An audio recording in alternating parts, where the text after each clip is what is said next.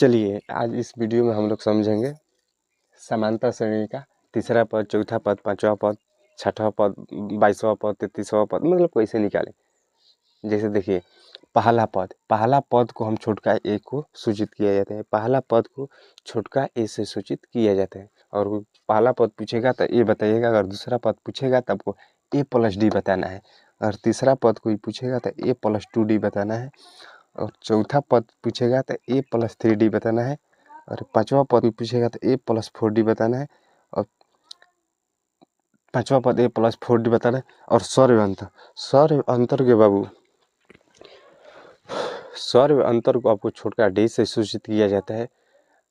सौर्य अंतर यानी डी बराबर सूत्र क्या होता है, बड़का माइनस छोटका यानी A2 माइनस A1। जैसे आपको मैंने सवाल एक लिख दिया हूँ, आइए जैसे देखिए इनमें क्या दिया है 8, 10, 3, डॉट डॉट तीसरा पद क्या होगा। 8, 10, 3, डॉट डॉट का तीसरा पद क्या होगा, तीसरा पद क्या होगा। ताकि तीसरा पद या चौथा पद यानी कोई भी पद निकालने से पहले सौर्य अंतर हम सभी निकालते हैं, तब आपको कोई भी पद निकालना होगा।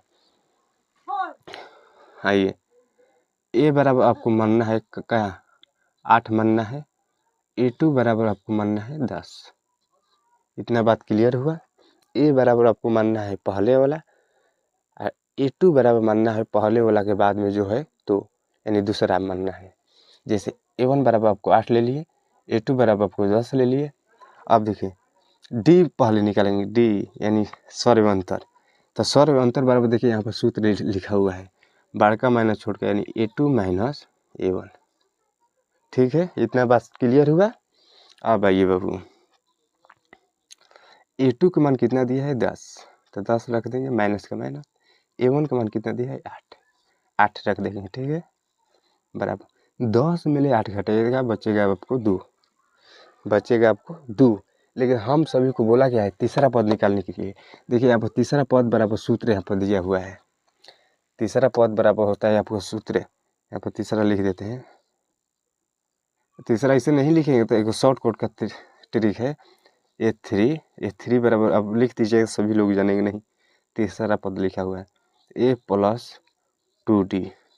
ए का मान कितना दिया है, ए का मान ये वाला देखेंगे, ये A2 का मान हो जाएगा। ए का मान देखिए, इसको भाई A1 का मान बोलिए, ए का भी बोल सकते हैं या A1 का बोल सकते हैं।